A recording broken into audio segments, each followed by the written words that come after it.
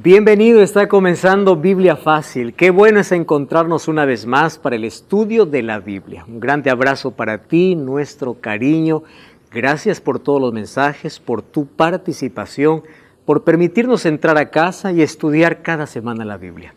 Dios te bendiga por esa linda iniciativa y hoy estamos una vez más juntos. Y cada semana estamos aprendiendo nuevas lecciones importantes, profundizando nuestro conocimiento en la palabra de Dios. Cuando uno tiene raíces profundas en la Biblia, no puede dejarse llevar por filosofía, por posmodernismo, por lo que alguien dice. Por eso la Biblia mismo, o la misma Biblia, nos aconseja y nos orienta que nosotros tenemos que probar todos los espíritus. Aquí la palabra espíritu está colocándose también como persona. Prueben las personas, lo que las personas hablan. Entonces, aquí estamos para que tú puedas comprobar a través de la Biblia. Y estoy con un lindo grupo de personas que también están profundizando su conocimiento en la palabra de Dios. Y ese es el objetivo de este programa, donde nosotros podamos ver qué dice la Biblia y comparar si nuestras creencias están de acuerdo a lo que ella dice, o probablemente sea solo capricho, solo tradición, solo lo que el líder diga. Bienvenido a un capítulo más de Biblia Fácil y hoy vamos a hablar sobre lo que Jesús enseñó acerca de la resurrección. Estoy aquí con mis amigos avanzando capítulo tras capítulo y hoy nos encontramos con ¿qué es lo que Jesús enseñó sobre la resurrección? En el capítulo anterior nosotros hablamos acerca de la muerte y ya vimos que el hombre o el ser humano, cuando hablo de hombre estoy hablando de la humanidad en su conjunto, entonces no tiene un alma, sino es un alma. Y cuando uno muere, el cuerpo vuelve a la tierra y el soplo de vida vuelve a Dios. No existe nada que salga del ser humano. La filosofía griega trajo eso como respuesta a las incógnitas que ellos hacían sobre la muerte. Entonces los muertos nada saben, no están en un lugar ni de tormento, ni disfrutando de la gloria. Ya vimos algunos textos, incluso aquí, la parábola que Jesús contó sobre el rico y Lázaro, ya vimos en el capítulo anterior. ¿Qué cosa dijo Jesús sobre la resurrección? Hay un texto con el cual me gustaría iniciar hoy. Salmo 116:15 dice, estimada es a los ojos la muerte de sus santos. Me llama mucho la atención este texto. Estimada es a los ojos de Jehová la muerte de sus santos. Nosotros ya vimos aquí en programas anteriores también qué significa ser santo. ¿Se acuerdan? Santo no tiene que ver con impecabilidad. Santo tiene que ver con relación, con dependencia con Dios. Entonces, felices los que murieron unidos a Cristo, en los brazos de Cristo. Porque ellos están descansando, sin embargo un día van a resucitar. Estimada es a los ojos de Jehová la muerte de sus santos. Hay esperanza para la muerte. Cuando Jesús se presentó a Juan en la isla de Patmos, vamos a leer porque me encanta ese encuentro. Ustedes saben que de los 12 discípulos, Juan es el único que recostaba su cabeza en el pecho de Jesús.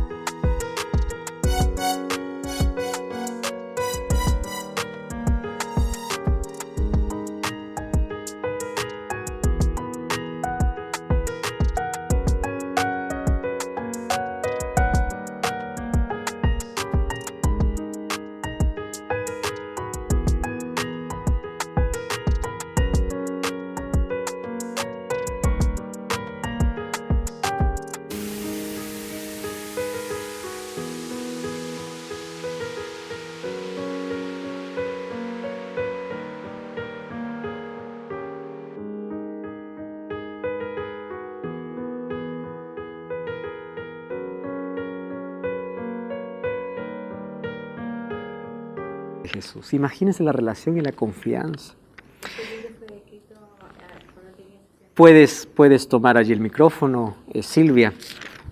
Este libro fue escrito cuando él tenía 60 años. Exacto, él ya estaba en la recta final de su vida y recuerda que a él, por silenciar su voz, lo enviaron a una isla de Patmos para que pueda morir.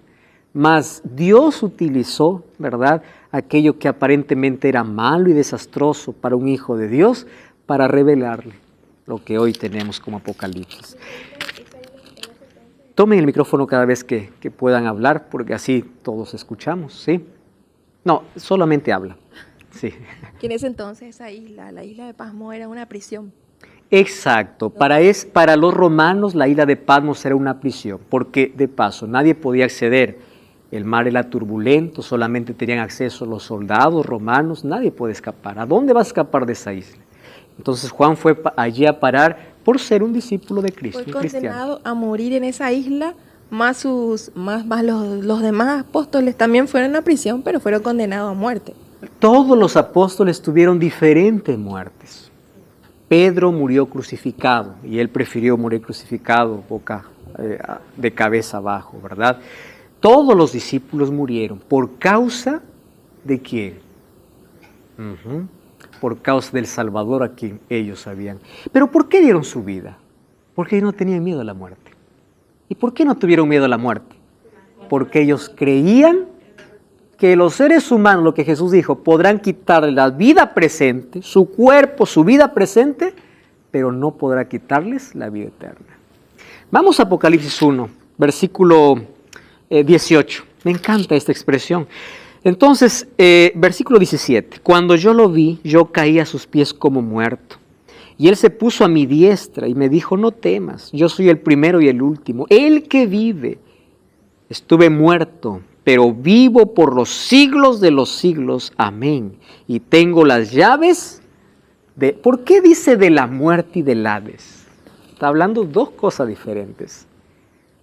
La muerte es la consecuencia del pecado y el Hades es a donde van los muertos. Entonces Jesús dice, yo morí y también fui ¿a dónde? Al Hades, a la sepultura. Pero yo vencí a la muerte y vencí al Hades. Así es que Juan, no temas. Llave, autoridad, yo lo vencí. Y es por eso que el apóstol Pablo en 1 Corintios 15, 14 dice, si Cristo no hubiese resucitado, en vano sería nuestra predicación. Claro, ¿para qué predicaríamos si no tenemos esperanza? Si la vida acaba con la muerte. Ahora, por eso es que Satanás quiso impedir la resurrección de Jesús. Cuando Jesús murió, ¿qué cosa hizo Satanás? Mandó una legión de soldados, ¿verdad?, para impedir que Jesús pueda resucitar. ¿Recuerdan allí que Pilato envió soldados para guardar la sepultura porque supuestamente los discípulos lo iban a robar? Correcto. Esa era una estrategia diabólica. Satanás detrás de todo, impidiendo la resurrección. Si Cristo solamente hubiese muerto y no hubiese resucitado, no sería nuestro Salvador. Sería un mártir, sería un héroe, mas no nuestro Salvador. Porque hay muchos que murieron a favor de otros. Pero Cristo murió en nuestro favor, pero venció la muerte. ¿Y qué tipo de muerte venció Jesús? Alguien me preguntó así, pastor, si Jesús venció la muerte, ¿por qué seguimos muriendo? Es que nosotros ya tenemos como herencia la condenación de la muerte, pero no la muerte eterna. Jesús venció la muerte eterna. Por eso tenemos la posibilidad de que aunque morramos, resucitemos y vivamos eternamente. En el Antiguo Testamento encontramos algunas resurrecciones. ¿Se acuerdan de la viuda de Sarepta? Un milagro con Eliseo, otro milagro con Elías. Y también encontramos en el Nuevo Testamento 3 resurrecciones. Encontramos una más con el apóstol Pablo, ¿verdad?, con Eutico, pero 3 resurrecciones realizadas por Jesús. Presten atención acá. ¿Cuántos muertos había en el tiempo de Jesús? Miles. Pero solamente resucitó 3. Lázaro, el hijo de la viuda de Naín y la hija de Jairo. Y cuando Jesús se acercó a la tumba de Lázaro, Jesús lo llamó por nombre y le dijo, Lázaro, sal. ¿Saben por qué? Porque si Jesús hubiera dicho en un cementerio, sal fuera, todos hubiesen resucitado. Porque la palabra de Dios que creó todo este mundo es vida, tiene poder. Cuando se acercó a la hija de Jairo, le dijo, Talita cumi, niña, a ti te digo, levántate. Por eso cuando Jesús vendrá, solo su palabra bastará para que todos los que murieron en Él resuciten. Solo la orden, porque Él venció la muerte. Juan 5, 28 y 29, ya Jesús había explicado, ya vimos en un programa anterior, no os maravilléis de esto, vendrá la hora cuando todos los que están, ¿dónde dice? No dice están en el paraíso, no, en los sepulcros. ¿A dónde van los muertos? Sepulcro. Nadie está disfrutando, nadie está siendo recompensado, nadie está pagando por sus obras. Eso se verá todavía después. Vamos a verlo en otra lección. Están en los sepulcros, oirán su voz. Los que hicieron lo bueno saldrán a resurrección de vida y los que hicieron lo malo a resurrección de condenación. Miren, ¿cuándo una persona es condenada? Cuando resucita. Allí va a recibir el pago, la consecuencia de su decisión. Silvia. Pastor, una consulta. Dice que la persona muere y el soplo vuelve a Dios. Exacto. ¿Y cómo están todos en el sepulcro? Porque está el cuerpo. Recuerda que Y la el soplo persona, se fue arriba. recuerda que los seres humanos somos un alma. Tenemos cuerpo. Y este cuerpo es holístico, tiene mente, pensamientos, mas tenemos aliento. Entonces, en la muerte, el aliento. ¿Y dónde queda? ¿No hay espacio físico? No hay espacio físico. Porque la vida, ¿a quién le pertenece? A Dios. Entonces, el ser humano acabó por completo, porque si su aliento salió del cuerpo, que es el soplo de vida, entonces no hay nada más. El cuerpo se hizo polvo. ¿Y el juicio final cuando tenga que...? Entonces, cuando Cristo regrese, los muertos en Cristo resucitarán. El soplo, ¿a dónde vuelve? Al polvo. Y las personas viven. Muy bien, pero habrán dos resurrecciones. En la primera, ¿quiénes resucitan? Los muertos. En Cristo. Ahora vamos a ver en qué consiste la segunda resurrección. ¿Correcto? Muy bien. Él pagó el precio de nuestra redención. La victoria de Jesús sobre la muerte asegura nuestra victoria. Hay un lindo himno que dice, ¿no? Él vive hoy, por eso yo puedo creer en el mañana. Qué lindo, en el futuro. ¿Cuándo ocurrirá la primera resurrección? Ya leímos este texto. El mismo Señor con voz de mando, con voz de arcángel y con trompeta de Dios, 1 Tesalonicenses 4:16 dice, descenderá del cielo y los muertos en Cristo resucitarán primero. Entonces, de nada sirve tantos logros que hayamos tenido en la vida si finalmente vamos a estar perdidos. Jesús dijo, ¿de qué te sirve ganar todo el mundo si quieres, si finalmente pierdes tu alma? Es decir, pierdes tu vida por completo. Te has perdido, de nada sirve. Ahora, entonces existe la primera resurrección. ¿En qué momento? Cuando Cristo regresa. ¿Qué acontecerá con los justos? Ya vimos que ellos serán transformados. Dice 1 Tesalonicenses 4:17, nosotros los que vivimos, los que hayamos quedado, seremos arrebatados. Y ya hablamos del arrebatamiento. El arrebatamiento no es secreto, el arrebatamiento es glorioso. Todos seremos, dice, arrebatados juntamente con ellos. ¿Quiénes son los ellos? Los que resucitaron. ¿Quiénes son aquellos que resucitaron? Los muertos en Cristo. Muy bien, juntamente con ellos en las nubes para recibir al Señor en el aire. Y ahora sí, estaremos para siempre. Entonces, no es que cuando uno muere ya está en el cielo disfrutando y de ahí nuevamente vuelve. Y de ahí, no. Todos. Si va a haber una recompensa eterna, lo van a recibir todos. Pablo dijo, en aquel día recibiré mi recompensa. Junto a todos los que aman su venida. No es que ahora muero, yo ya voy a disfrutar y allá les espero. No.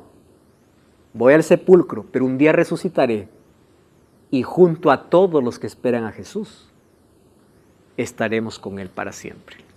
¿Qué transformación extraordinaria sucederá con los salvos en el momento de la venida de Jesús? Os digo un misterio, no todos dormiremos. ¿Qué significa dormir? Morir, porque la muerte es comparada a un sueño por estar en un estado de inconsciencia. Pero todos seremos transformados. En un momento, en un abrir y cerrar de ojos a la final de trompeta, porque se tocará la trompeta, los muertos serán resucitados incorruptibles, ya les expliqué, sin defecto, ¿verdad?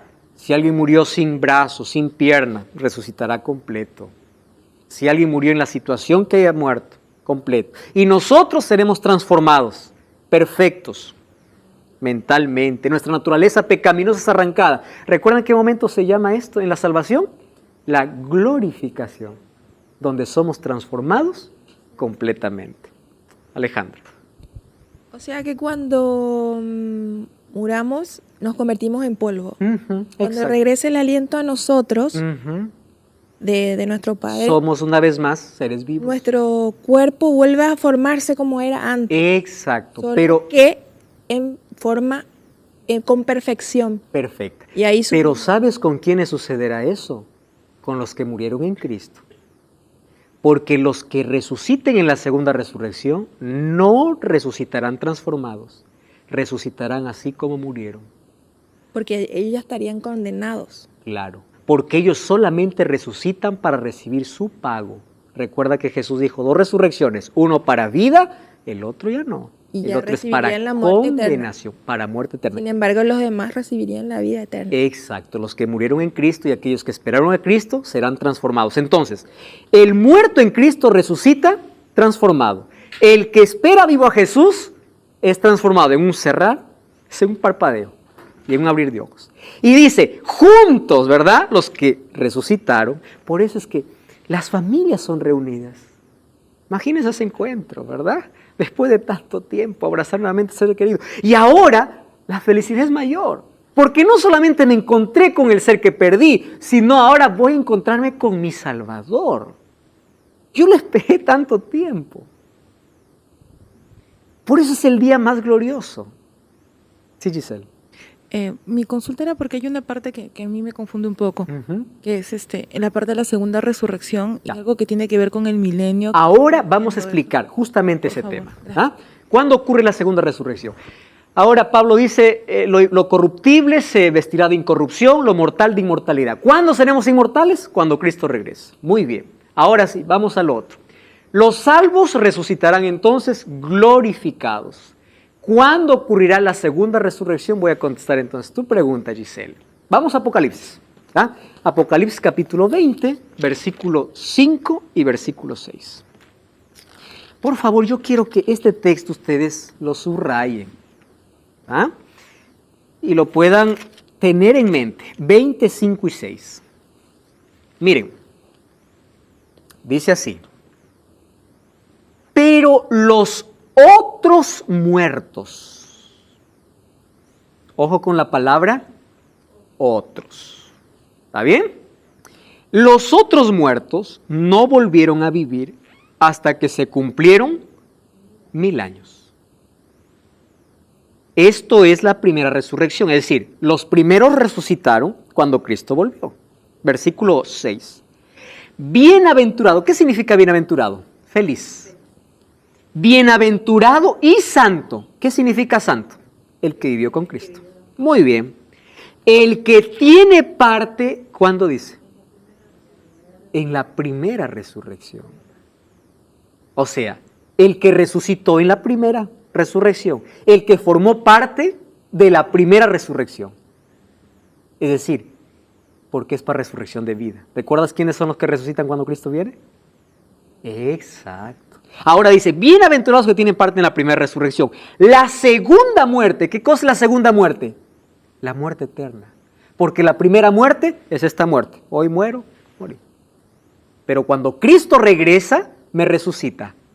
Entonces, si yo soy resucitado, ya no tengo parte en la segunda muerte. ¿Qué es la segunda muerte? La muerte que no tiene esperanza. Porque es muerte eterna. Y dice, la segunda muerte no tiene poder sobre ellos, sino que serán sacerdotes de Dios, de Cristo, y reinarán con Él 1000 años. Uf, qué lindo. Muy bien. ¿De quién está hablando? De aquel que resucitó en la primera resurrección. Pero dice, los otros muertos no volvieron a vivir hasta que se cumplieron, ¿cuánto? 1000 años. Ahora, présteme atención acá. Hay 2 resurrecciones. ¿Estamos de acuerdo hasta ahí? ¿Sí? ¿Puedes tomar el micrófono? Pero a continuación dice, cuando los 1000 años se cumplan, Satanás será suelto de su prisión. de su prisión. Correcto. Ahora te explico en un cuadro, ¿te parece? Muy bien. La primera resurrección, ¿quiénes resucitan? En Cristo. ¿Para qué resucitan? Para ir al cielo. ¿Junto con quién? Con aquellos que son transformados porque esperaron a Cristo. ¿Cuándo ocurre la segunda resurrección? Después de los 1000 años. Presten atención acá. Cristo regresa, los muertos son resucitados y junto con aquellos vivos que esperan a Jesús, son arrebatados gloriosamente y están en el cielo por 1000 años. ¿Qué van a hacer allá? Tranquilo, vamos a ver las próximas lecciones. Sin embargo, después de 1000 años, dice que hay otra resurrección. La segunda resurrección. Vamos a Apocalipsis 20. Apocalipsis capítulo 20. Vi un ángel que descendía del cielo con la llave del abismo y una gran cadena en la mano y prendió al dragón, la serpiente antigua que es diablo y Satanás, y lo ató por ¿cuánto dice? Por 1000 años. Entonces, ¿qué significa que Satanás sale de su prisión? Porque tú demostraste ese texto. Satanás es suelto. ¿Qué significa estar suelto? Significa, primero, Satanás atado, recuerda que Apocalipsis es un libro simbólico, significa que él no puede más engañar a nadie, porque todos están muertos. Pero después de los 1000 años, Satanás es suelto. ¿Qué significa suelto? Porque existe la segunda resurrección. ¿Y quiénes resucitan?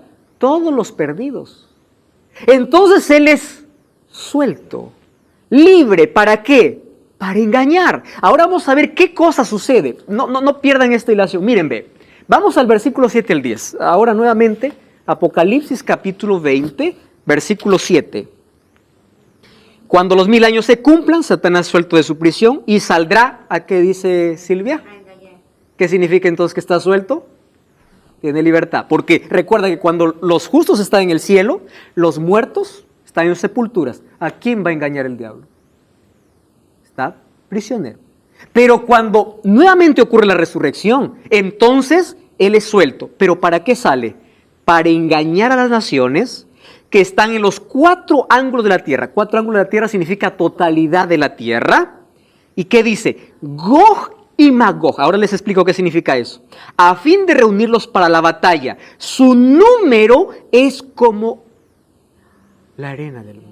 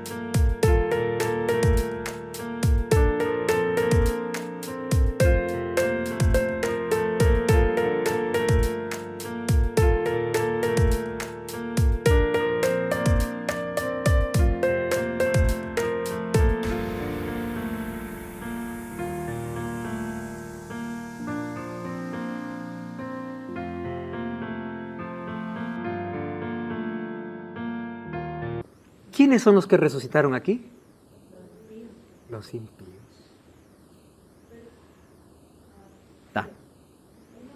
Puedes tomar el micrófono. Ya, ok. O sea, se fueron arrebatados los que murieron. Están en el cielo. Pero quedó aquí en la tierra los que están muertos, que no creían en Cristo. Exacto, quedaron en sus sepulturas. Pero también hay personas vivas que sí, quedaron. Los vivos ¿Qué cosa vimos en la venida de Jesús? Que serán muertos con el resplandor de la venida de Cristo. Ah, ya, no me fijo. Entonces, la tierra no queda nada, está vacía. Ya. Todos están muertos. Claro. Por eso Satanás está en prisión, porque no tiene a quien engañar. Claro. Ahora, cuando existe esta resurrección, dice que los reúne, dice, a Gog y Magog. Gog y Magog era el nombre de dos naciones paganas que estaban en contra del pueblo de Dios. ¿Por qué está utilizando? Es como aquí usa el nombre de Babilonia. No lo está usando de manera literal, sino de manera simbólica para representar la confusión. Gog y Magog significa que este pueblo se levanta para ir en contra de ¿quién? De Dios. Porque Gog y Magog eran naciones enemigas del pueblo de Dios. Sigan leyendo por favor conmigo. Versículo 9. ¿Qué dice allí? Subieron por la anchura de la tierra y rodearon el campamento de los santos y la ciudad amada, pero de Dios descendió fuego del cielo y los consumió. ¿En qué momento ocurre eso? Mire, leen el versículo 21. Vi un nuevo cielo, la nueva tierra. Eso ocurre, claro, cuando ya Dios termina con el pecado. Dice que el mal ya no existe más, todas las cosas viejas ya pasaron, ¿verdad? La tierra, el cielo y la primera tierra habían pasado, el mar no existe más. Yo, Juan, vi la nueva Jerusalén descender del cielo. A ver, présteme atención acá. ¿Qué sucede después de los 1000 años? La nueva Jerusalén desciende. Pero cuando está descendiendo del cielo, ¿qué cosa hace Satanás? Engaña y reúne a todos los que resucitaron. Y dice, ¿qué cosa le dice? Vamos a atacar esa ciudad, porque nosotros somos más. Miren, eso son poquitos. Nosotros somos más. Es la última mentira.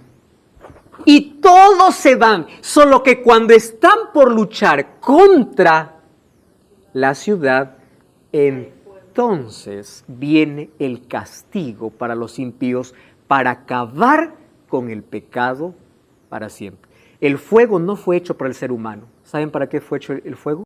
Estamos aquí en Biblia Fácil, tu programa de estudio de la Biblia. Y ya sabes que aquí tengo un curso bíblico en mis manos y este curso es totalmente gratis y puede llegar hasta tu casa. Solo tienes que enviarnos un WhatsApp al más 5512 98 100 14 60. Es totalmente gratis. Aquí vas a comprender a mayor profundidad todas las enseñanzas que estamos desarrollando aquí en esta temporada. Estamos hablando sobre las dos resurrecciones. Alejandra, ¿tenías una pregunta? Sí.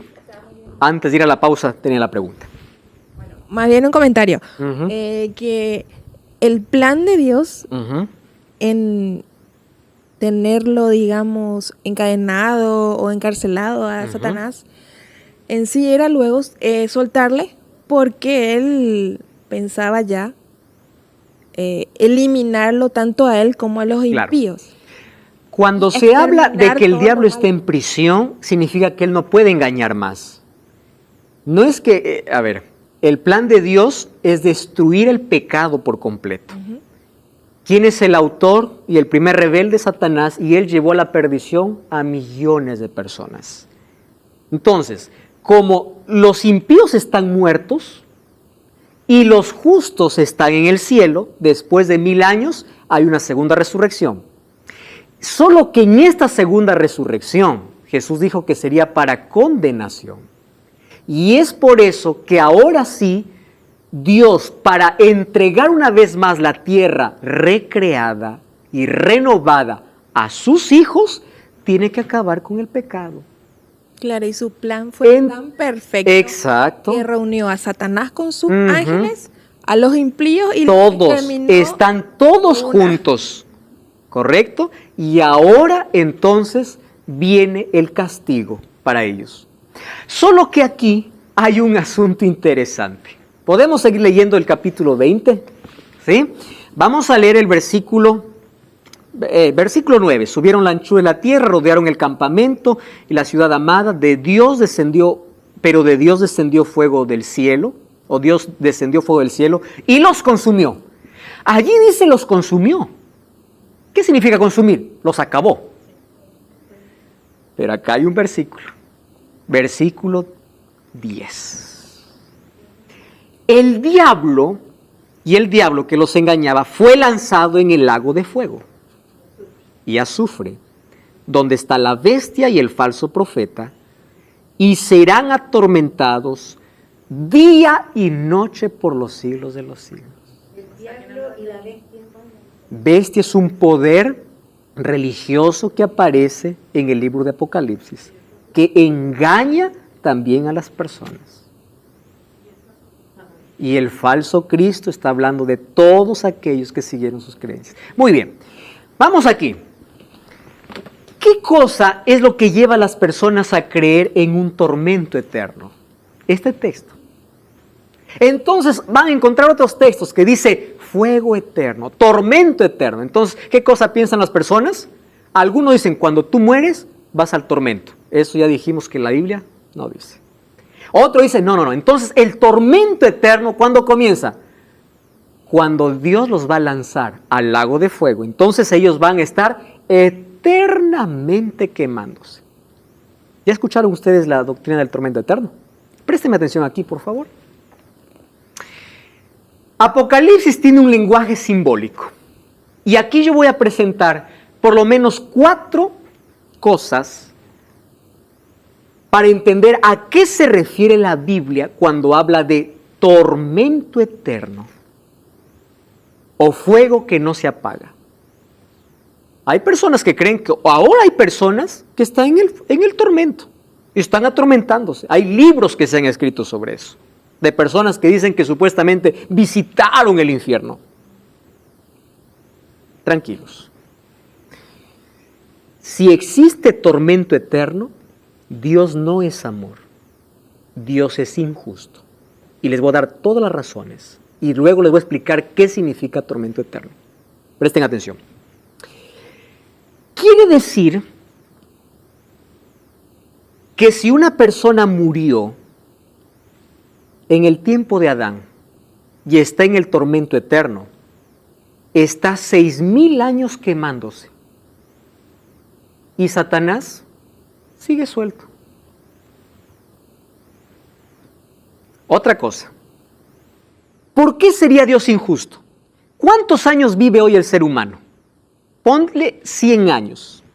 Estoy colocando algo que es un sueño, ¿verdad? Es un deseo. Présteme atención acá. 100 años te rebelaste contra Dios y Dios por castigarte eternamente te va a quemar. ¿Eso es justo? Eso es desfigurar el carácter de Dios. ¿Cómo por 100 años de pecado voy a quemarme eternamente? Eso no es justicia. Pastor, pero la Biblia dice, tranquilo, espera todavía un momento más. La doctrina del tormento eterno presenta un Dios sádico, un Dios que disfruta ver que otros se queman eternamente. Ahora, eso no significa que los impíos no reciben el castigo. Dios es justo y en su justicia, por eliminar el pecado, va a acabar con aquellos que se aferraron al pecado. ¿Y qué es fuego eterno? Todavía no llegamos ahí. La palabra eterno en la Biblia está en 2 términos. En hebreo es olam, ¿correcto? Olam. Y en griego, aionios. ¿Qué cosa es eterno? Olam y aionios. ¿Qué significa olam y aionios? Significa tiempo eterno con fin o tiempo o eterno sin fin. Y esto para nuestra mente no entra, ¿no? ¿Cómo eterno va a tener fin? Está loco. No, usted está loco. Tranquilo. Vamos a la Biblia. Y ahora le voy a explicar cuándo es eterno con fin y eterno sin fin. Vamos a 1 de Crónicas 28:4. Si me ayudan allí leyendo también, excelente. 1 de Crónicas, capítulo 28, versículo 4. ¿Estamos ahí? Antiguo Testamento, 1 de Crónicas 28:4. ¿Alguien lo tiene? Hasta que lo encuentre, yo voy a ir leyendo. 1 de Crónicas 28:4. ¿Tiene Sebastián? Lee, por favor. Escuchen lo que dice. Pero Jehová, el Dios de Israel, me eligió de toda la casa de mi padre, para que perpetuamente fuese rey sobre Israel, porque a Judá escogió por caudillo, y de la casa de Judá a la familia de mi padre. Y de entre los hijos de mi padre se agradó de mí para ponerme por rey sobre todo Israel. ¿Saben qué palabra está usando aquí? Olam. ¿Qué cosa es Olam? Eterno. Solo que aquí está traducido como perpetuo. ¿Perpetuo no es un sinónimo de eterno? Correcto.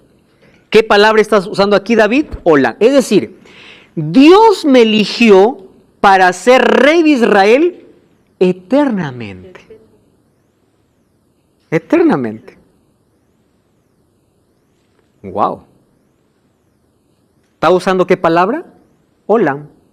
Vamos al capítulo 29, versículo 27.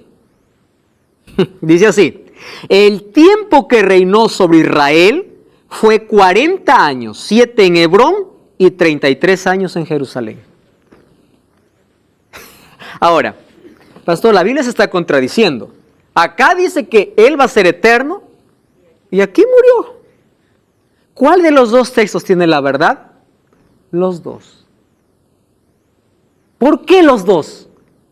Porque Olam significa eterno mientras vive o mientras dure. En otras palabras, la palabra Olam, cuando está asociado a algo que es realmente eterno y es Dios, significa que es eterno sin fin. Pero cuando está asociado la palabra Olam, eterno, a un ser humano o a un objeto que es mortal, significa eterno con fin. Mientras vive, es decir, mientras Él vivió, fue eterno, pues, ¿verdad? Eterno mientras Él estuvo vivo. Ahora, presten atención aquí. La palabra Olam y Aionios entonces depende del objeto temporal. Significa mientras dure, pero, no, pastor, usted está equivocado. Entonces la vida eterna es un tiempo que tiene fin. No, ¿por qué? Porque la vida eterna, ¿a quién es el objeto de la vida eterna? Dios. Y Dios no tiene fin. Por eso es que cuando eterno está asociado a Dios, no tiene fin. La vida eterna es eterna, porque no es el objeto, no es el ser humano. ¿Quién es el objeto? Dios. Y en el ser humano tiene eternidad porque Dios se lo concede. Cuando la palabra Olam está ligado al ser humano o a un objeto que perece, es eterno mientras dure. Por eso, David fue eternamente rey mientras vivió, porque no hubo otro. Era eterno con fin, eterno mientras dure. Muy bien. Ahora, otro asunto. Si las personas van a estar en el infierno quemándose eternamente, tenemos un problema serio.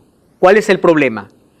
La vida eterna no es para todos, es solo para los hijos de Dios. Porque de tal manera amó Dios al mundo que da a su Hijo unigénito, para que todo aquel que en Él cree no se pierda, sino tenga vida eterna. Si solo los que creen en Él tienen vida eterna, los que no creen en Él, ¿tienen vida eterna?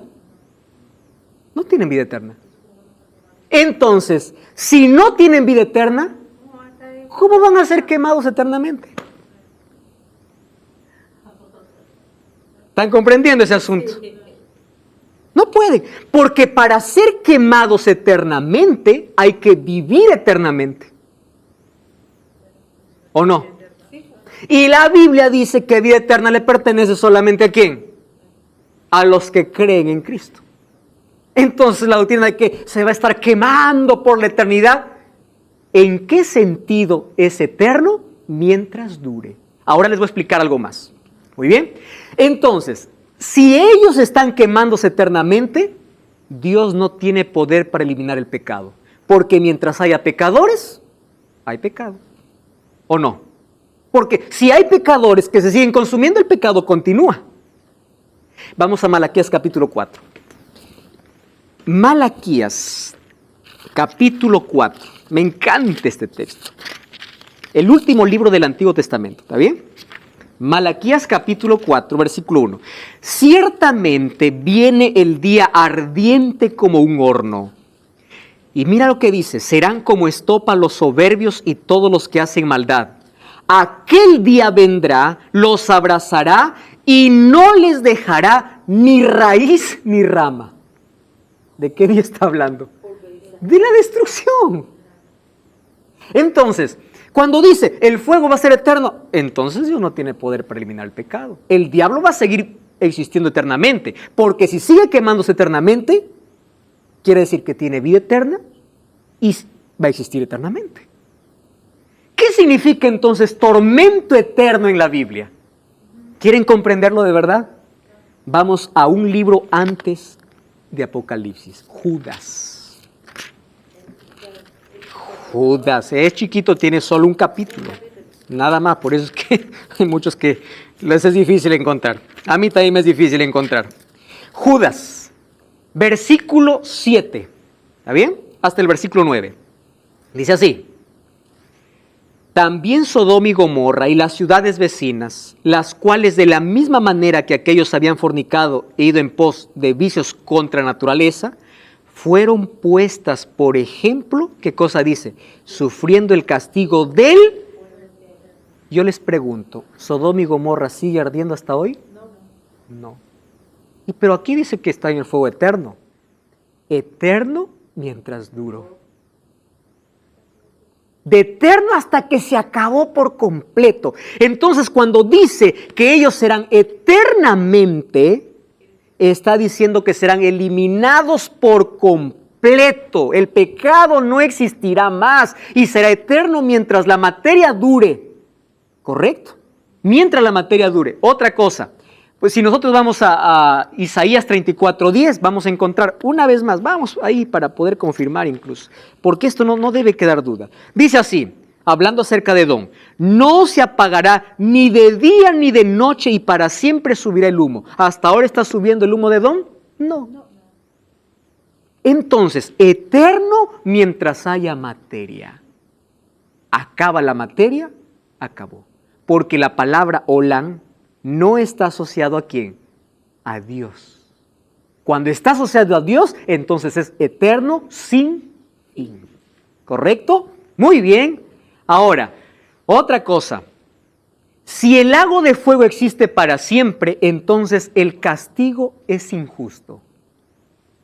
Les voy a explicar por qué. Ustedes darían la misma pena, si ustedes fueran jueces, a uno que robó un celular y a otro que cometió un asesinato. ¿La misma pena? ¿Darían la misma pena? Y nosotros somos pecadores e injustos. Ahora, si Dios va a colocar a gente atormentándoles para siempre, Dios es injusto. Porque habrá tanta gente tan buena que se perdió solo por rechazar a Cristo. Entonces Dios los va a castigar eternamente, cuando la Biblia dice que incluso el castigo es proporcional. ¿Quieren ver el texto? Y de ahí paso para Silvia. Lucas capítulo 12, versículo 47 y 48. Lucas capítulo 12, versículo 47 y versículo 48. ¿Estamos listos ahí? Dice allí, ¿alguien lo encontró? ¿Puede leer, por favor? ¿Qué dice? Aquel siervo que, conociendo la voluntad de su señor, no se preparó ni hizo conforme a su voluntad, recibirá muchos azotes. Mas el que sin conocerla hizo cosas dignas de azotes, será azotado poco, porque a todo aquel a quien se haya dado mucho, mucho se le demandará, y al que mucho se le haya confiado, más se le pedirá. Gracias. ¿Qué está enseñando Jesús? La proporcionalidad del castigo. Cuando venga ese fuego que consume, el último en morir será Satanás, porque él fue culpable por todos los que murieron. Habrán personas que serán fulminadas rápido, eterno mientras dure la materia. Otros sufrirán un poco más. Pero ¿qué cosa dice la Biblia en Malaquías? En ese mismo día no quedará ni raíz ni rama. ¿Qué significa eterno aquí? El fuego que no se apaga ni de noche ni de día, que es eternamente eterno mientras dure. Porque cuando Cristo venga para dar aquí el castigo a ellos, acabará con el pecado para siempre. Por eso en el capítulo 21 de Apocalipsis, ¿qué cosa dice? Las cosas, habrá un cielo nuevo y una tierra nueva. Ya no existirá nada del pasado. Silvia, ¿tenías una pregunta? Sí. ¿A qué se refiere cuando dice, y el mar entregó los muertos que habían en él? Exacto. Es que sabes, Silvia, no importa la situación en la cual una persona haya muerto, está tomando la figura del mar. Muchas personas murieron en el mar y sus cuerpos fueron tragados por tiburones. Muchas personas murieron en circunstancias donde no fueron velados. Muchas personas murieron y nadie encontró sus cuerpos. Ellos, cuando dice entre